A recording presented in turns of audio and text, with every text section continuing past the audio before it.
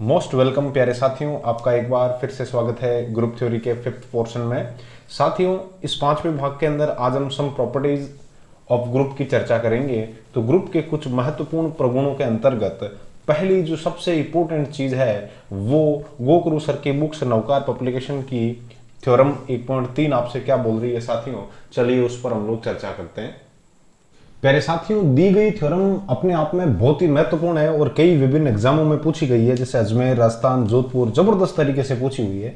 और इसको कैसे क्या हल करेंगे, सबसे पहले देखिए थ्योरम आपको क्या बोल रही है। यदि ए और बी किसी समूह जी के एलिमेंट है, देखो कौन कौन, ए और बी किसके एलिमेंट है, कोई ग्रुप है जी कोमा स्टार उसके एलिमेंट है, तब आपको यह सिद्ध करना है कि एक समीकरण दी हुई है ए एक्स बराबर बी, और ठीक उसी प्रकार से एक दूसरी समीकरण दी हुई है वाई ए बराबर बी के जी में अद्वितीय हल होंगे, मतलब उनके जैसे कोई भी दूसरे हल विद्यमान नहीं होंगे। तो दोनों में से कोई भी एक हल कर देते हैं, दूसरी स्वतः ही उसी प्रकार से हल हो जाएगी। तो चलिए साथियों, प्रूफ के अंदर हम लोग क्या लिखते हैं, आपको जी के एलिमेंट दिए हुए हैं, तो समूह ए कोमा बी में ए इज एलिमेंट ऑफ जी है साथियों, B is element of G है। तो क्या कीजिए, सबसे पहले रॉ मटेरियल तैयार कर लो।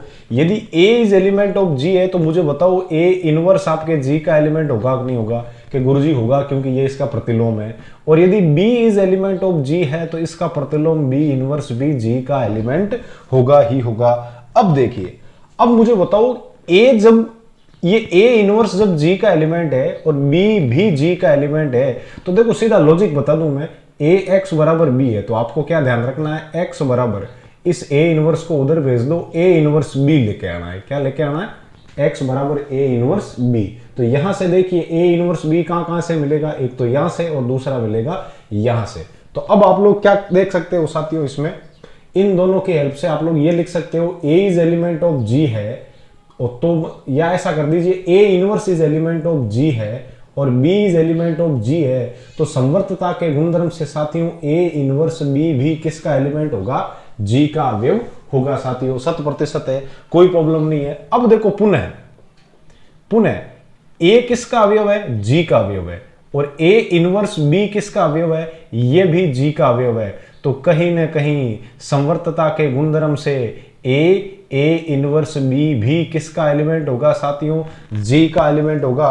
और इसको आप लोग सोल्व कीजिए, क्या क्या आएगा देखिए आप, ठीक है। तो ये भी जी का एलिमेंट होगा, तो इसको मैं ऐसा लिख सकता हूं ए इनवर्स बी। अब किसकी सहायता से, अब जीवन से, जीवन क्या था साथियों, आपके साहचर्यता के गुणधर्म से। तो साहचर्यता का गुणधर्म क्या बोलता था साथियों, वो आपको दरअसल यूं बोलता था कि ए इनवर्स मतलब बाहर वाले दोनों को नहीं, आगे वाले दोनों को साथ में ले लो, और बराबर, और साथ में क्या आ जाएगा आपके बी, और बराबर में ये पूरा चल रहा है। अब देखिए ये क्या है, दरअसल ये अपने माइंड में सेट है, ये एक्स है, समझ में आ गया आपके। चलो उसके बाद देखो ए इनवर्स की जगह आपके ई हो जाएगा किसकी सहायता से साथियों, जी थ्री से। किससे, जी थ्री से, कोई प्रॉब्लम नहीं है। और उसके बाद देखो ई बी क्या हो जाएगा साथियों, दरअसल आपके बी किसकी सहायता से, जी2 की सहायता से। जी2 कौन था, आपके तत्समक अवयव की उपस्थिति वाला गुणधर्म। तो कहने का मतलब क्या आया है आपके, कहने का मतलब ये आया है ए इनवर्स बी बराबर आया साथियों आपके पास बी। तो अतः ए की जगह तो ए साथियों, इसको मान लो एक्स, और बराबर क्या हो गया बी। तो मुझे बताओ ये चीज आ गई कि नहीं आ गई, ए एक्स बराबर बी। तो क्या लिखोगे आप, अतः एक्स बराबर क्या हो गया, ये ए जब उधर जाएगा, या ए काम कीजिए दोनों तरफ ए इनवर्स ले लो, तो दोनों तरफ ए इनवर्स लोगे तो ये तो ए इनवर्स एक्स और उधर हो जाएगा A inverse B. A inverse E हो जाएगा साथियों, और ई को एक्स के साथ ऑपरेट करोगे तो एक्स ही आएगा। तो एक्स बराबर हो गया ए इनवर्स बी। तो कहने का मतलब क्या है, जी में कौन, एक्स बराबर ए इनवर्स बी का एक हल कौन विद्यमान है साथियों, एक्स बराबर ए इनवर्स बी किसका हल है साथियों, समीकरण ए एक्स बराबर बी का हल है, बी का हल है। आ देखो ax बराबर b इरोज अपन आ चीज ले रहे हैं दोनों पार्ट a इनवर्स काट परोल a इनवर्स अटीन लियो अटीलो तो a इनवर्स b उगो और अटे रामजी महाराज a इनवर्स e उगो और ex बराबर पांचों का जगो a मतलब आ तो चीज समझ में आएगी कि इरो हल है जो ओ है। चलो अब अपन कहीं करना है अपन आ चीज प्रूव करनी है कि इरो हल खाली होई जाए इरो जेडो और कोई दूसरो हल को नहीं तो इरी अद्वितीयता ने प्रूव करना तो साथियां मन थोड़ो कटीला पार्ट जगह करनी पड़ी तो मैं जगह कर दूं। चलो साथियां अद्वितीयता कहीं कहवे अपन मान लेवा कि ax बराबर b समीकरण का g में एक हल ओ तो के एक ही है अपन इनो ऊंधो माना दो हल कौन कौन से एक तो मान लियो तो x1 तो दूसरो मान लो x2 है।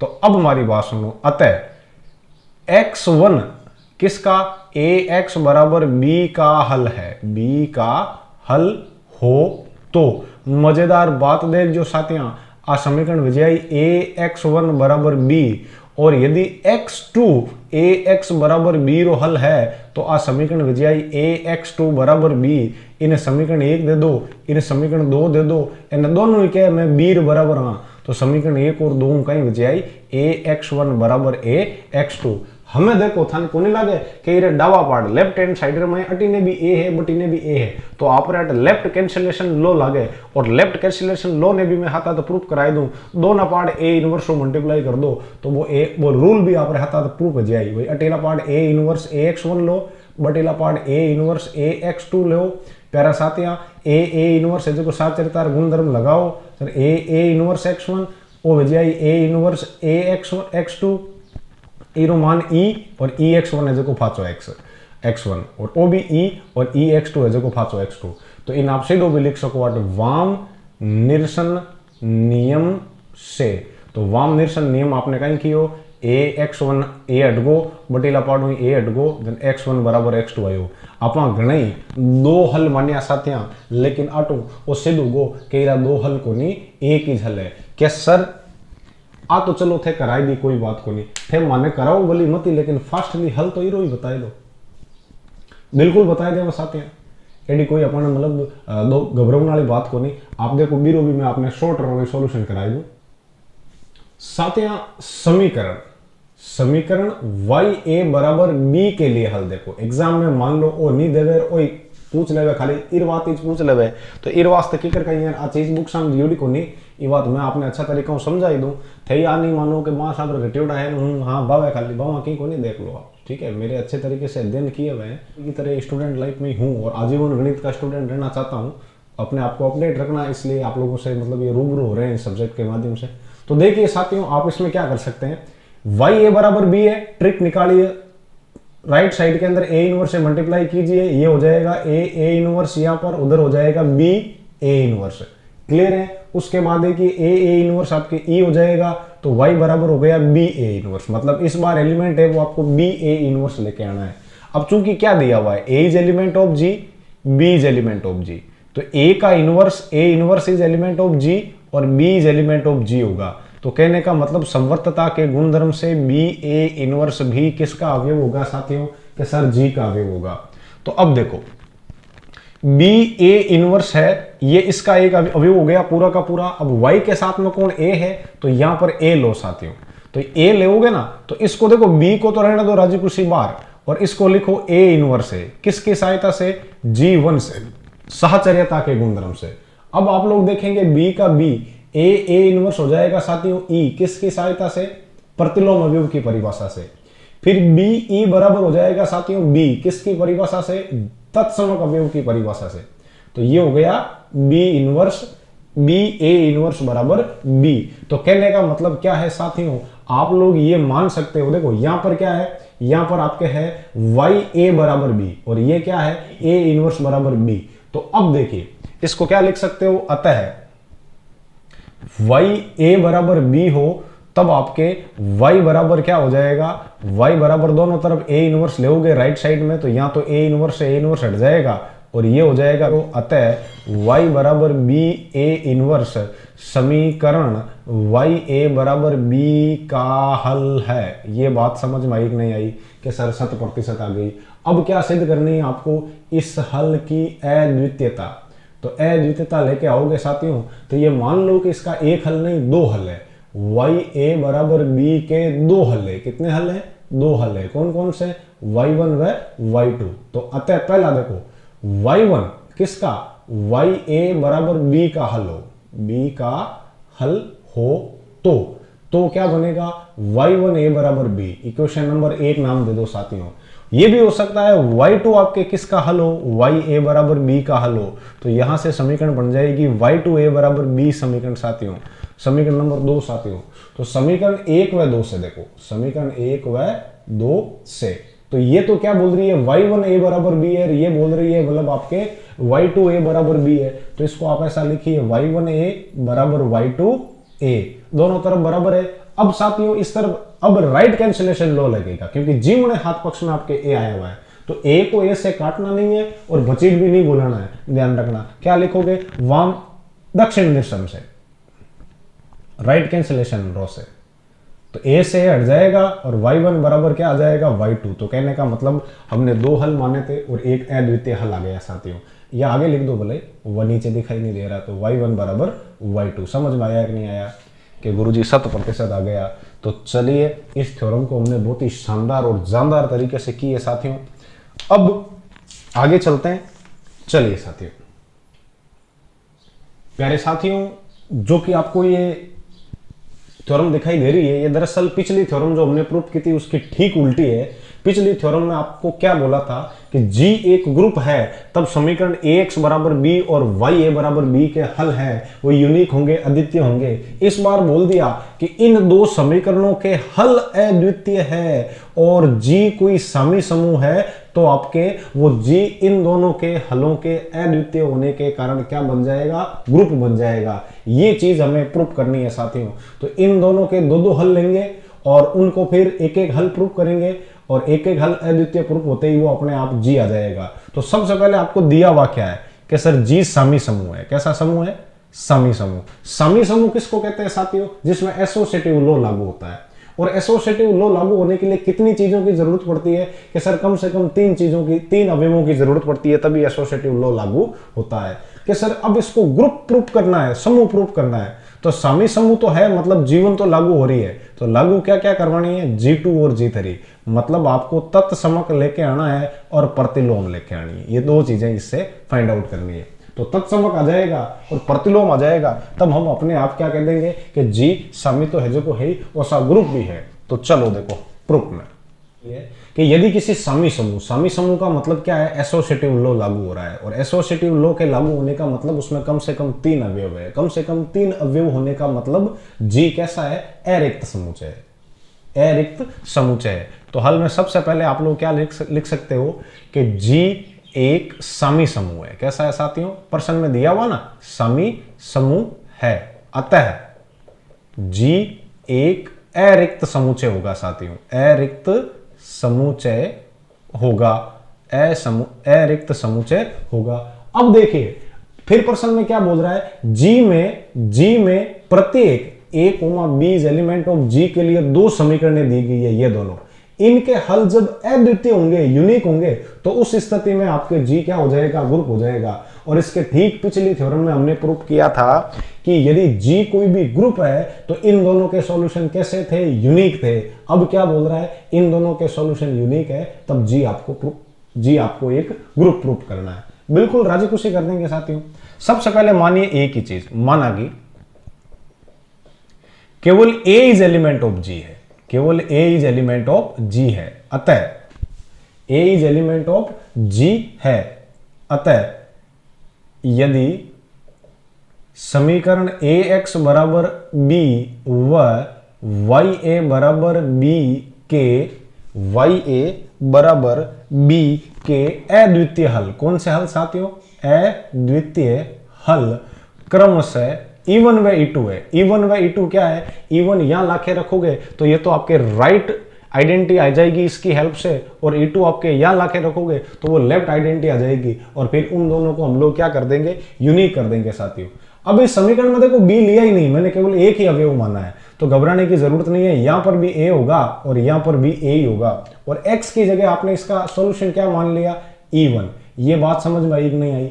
E1 बराबर A। और ठीक उसी तरीके से इस इक्वेशन में देखिए y की जगह मतलब आप क्या लिखोगे, इसका सॉल्यूशन। सॉल्यूशन क्या माना आपने, इसका E2, ये मान लिया साथियों E2।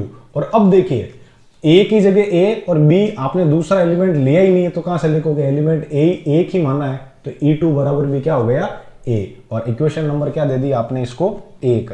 अब देखिए साथियों, अब मैं क्या ले रहा हूं, मैं राइट वाली जिसके लेफ्ट के अंदर आपके देखो क्या है, वेरिएबल है, मतलब मुझे बायां तत्समक लेके आना है, तो ये वाली इक्वेशन लूंगा मैं। तो YA बराबर आपको क्या दे दिया साथियों, इन्होंने B दिया है। तो अब मेरी बात सुनिए, मैं क्या कर रहा हूं, इस इक्वेशन की हेल्प से इधर भी E1 लगा रहा हूं और इधर भी राइट साइड में E1 लगा रहा हूं। तो ये क्या हो जाएगा YA, और साथ में आपने क्या कर दिया यहाँ E1, और इधर क्या हो गया साथियों BE1।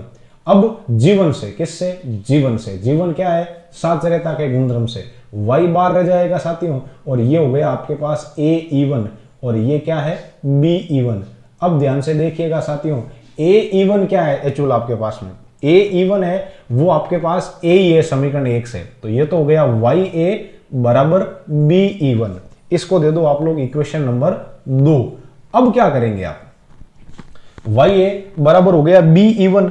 अब चूंकि समीकरण में खुद में क्या दिया हुआ है, समीकरण मतलब थ्योरम के अनुसार, थ्योरम क्या बोल रही है कि A is element of G हो और B is element of G हो साथियों, तो उस स्थिति में आपके YA बराबर B होता है, ठीक है। तो अतः YA की जगह आप लोग क्या लिख दोगे B, तो ये हो जाएगा B बराबर BE1।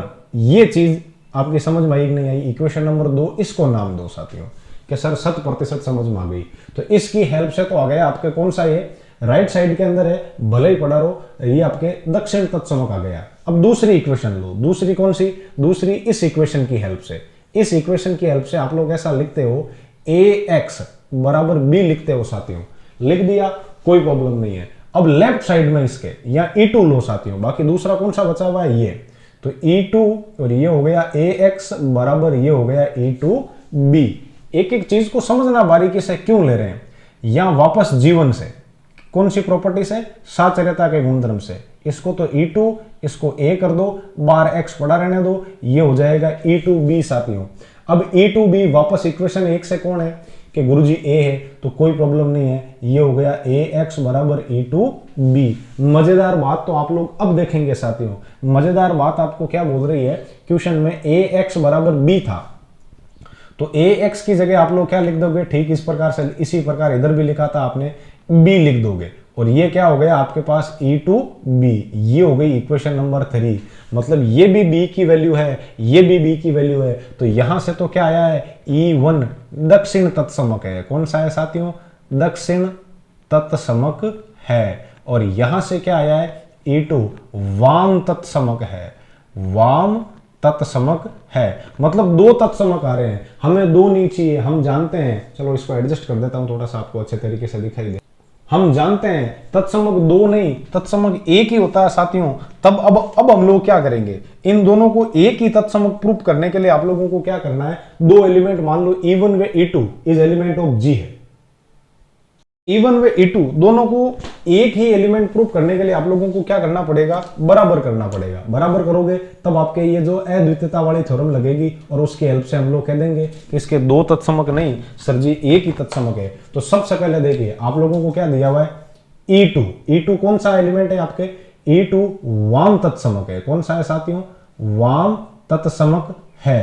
अतः वाम तत्समक है तो इसमें लाके रखो साथियों, वाम साइड में देखो इधर, भाई ये इक्वेशन क्या दी हुई थी, यहां आपने क्या माना था, A is element of G था, और E1 व E2 इन दोनों के हल थे, तो ये इक्वेशन आई थी ना, तब यहां आप क्या लिखो E2 is element of G करो साथियों, और इस इक्वेशन में A की जगह आप E2 लाके रखोगे, तो ये तो E2 और E1 का E1, और इधर कौन आ जाएगा साथियों आपके पास वापस E2। ये हो गई आपके पास इक्वेशन नंबर 4।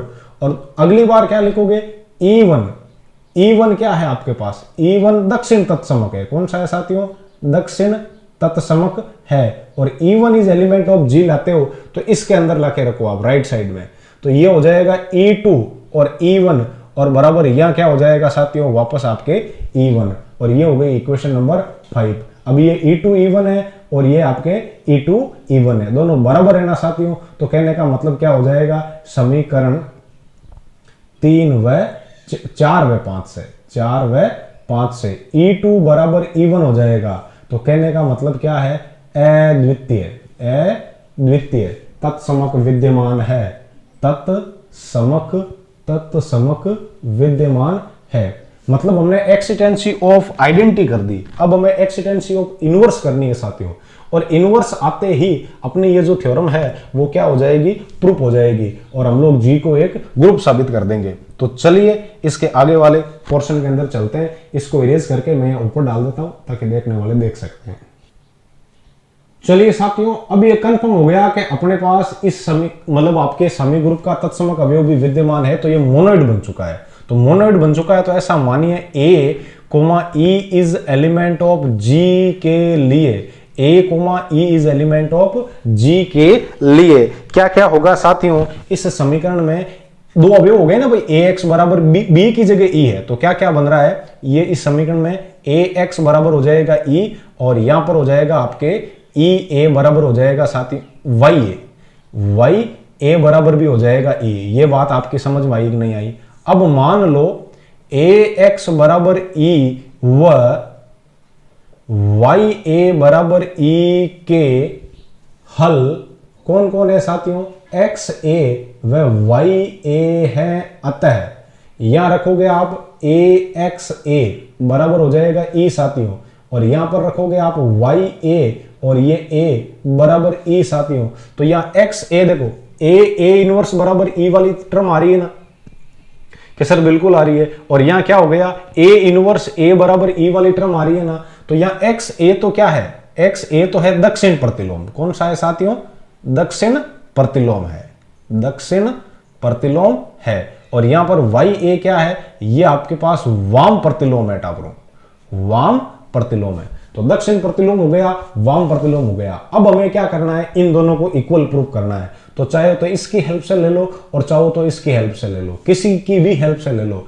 क्या सर ज्यादातर बुक्स में इरी हेल्पू लियोड़ो है, तो एक काम करो नहीं थे इरी हेल्पू करवाओ। तो बेटा रटेड़ो मामलो को नहीं, आप इरी हेल्पू भी कर देवा कि कर देखो आ लियो, आप इन लिखियो YA और अट करियो A और बराबर E है, घबराने की जरूरत को नहीं साथियां।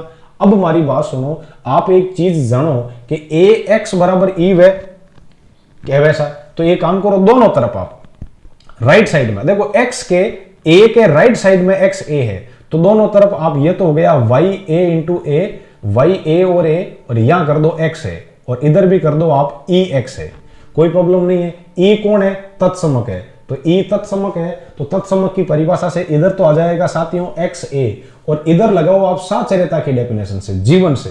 तो जैसे ही आप लोग G1 व G2 दोनों लगाई है इन्होंने, तो G1 व G2 से G1 क्यों लागू हो रहा है, क्योंकि ये आपके समी समूह है, तो Y बाहर रह जाएगा और ये हो जाएगा आपके पास AX है, कोई प्रॉब्लम नहीं है।